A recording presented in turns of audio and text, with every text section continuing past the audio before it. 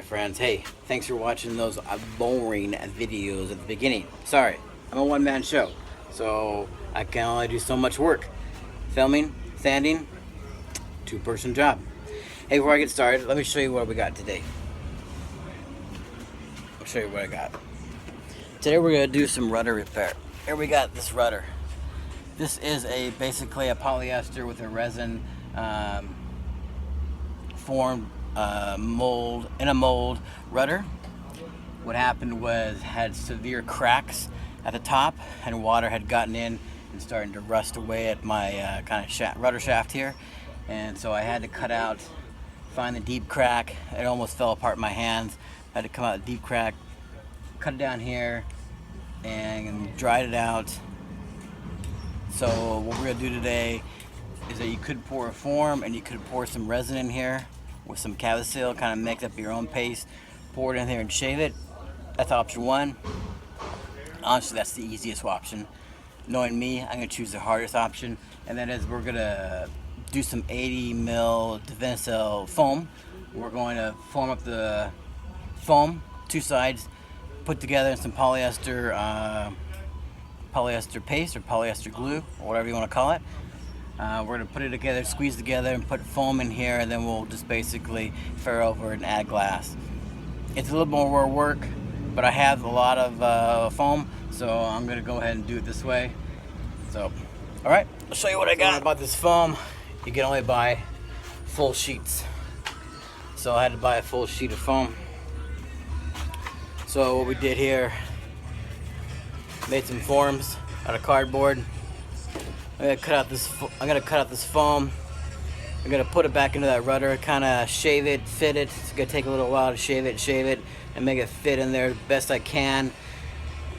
And then we'll put that polyester paste in there and squeeze it together, let it sit overnight, and that'll basically harden up. Then I'll just shave it down, fare it out, and glass it. Sounds simple enough? No. It's gonna take all day. And I really should be getting a haircut. Hi friends, it's morning, sometime in March. It's Thursday. I lose track of the days very easily, so I check on my phone. Hey, but progress. Hey, it's not bad. For about 4 months of work. Some people ask me, well, it seems to be a lot longer. It took me longer to wait for a haul out as the boat was in the water. It took me longer to get a haul out and to get a location. This boat, unfortunately, is quite wide, 25 the beam, so finding a haul out is very difficult.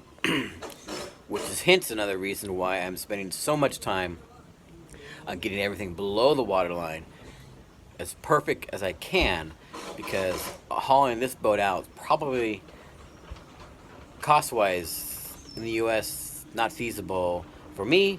I'll probably be hauling out in another country when I get to that point. But the work I'm doing below the waterline should last a very, very long time, and that is why I am doing so much work, and I'm doing picky stuff, which is one reason also that I took out all the old repair work. Now, a lot of it was not well done. You can see where it was the glass. They didn't overlap a lot of the glass, and just very poor, and they covered it up. They didn't even cover it up with some fairing compound, epoxy fairing compound. They just covered it up with some gel coat, or they just bottom paint over it, which was the bottom paint was minimal. So I'm doing so much work, so when it is in the water, I should have a good 9-10 years, depending. I keep up on maintenance and dive on it once every 2 weeks, and depends on the location of the ocean that I am.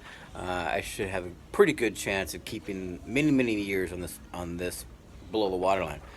So, but today we made a lot of progress yesterday, and I'm very happy with it. Let me show you. So, got both sides of the rudder faired. I did a better job fairing, so my sanding will go a little faster. I skimmed it, so it's very light skim coat on here. I am going to sand this down. Again, I have to refair the keel, because I did peel the keel as well. I had so much delamitation here, I wasn't sure what conditions were the keel in, but after peeling it, realizing actually the keels were in good shape. My fault. But So I also did both sides. You can see, again, on this side, I did both sides of the keels. Today, we are going to apply fairing to the bottom side of both holes, let that dry up, and sand it this weekend. Probably sand all weekend. Also did, hard to see over there because the sun shines over there, but I did the rudder. The rudder is fixed the hole, and I did the fairing compound on that. So not bad. So what's left to do, continue adding fairing to the bottom part of the holes, and then I'll have to sand down the whole boat again.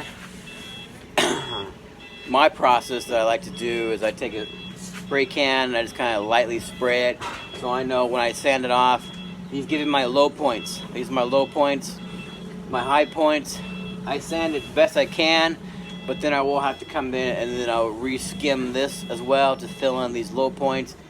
The goal here is to create a very, very smooth surface before I lay up the new glass. Normally, you might want to lay glass down first, and then you add your fairing. You kind of fair out the holes. That's kind of the normal process. But if I were to lay down the glass on these, like I explained in previous videos, it would create a lot more headache. You could probably roll out a lot of the air bubbles, a lot of the holes, but you will end up with some air pockets. So I'm just trying to do the best I can to minimize the air pockets when I lay down the new glass. So with the smooth holes, I should be able to lay down the glass pretty easily, roll it out. I'm not fairing the glass either. I'm just going to bottom paint over the glass anyways. So it's a snow day.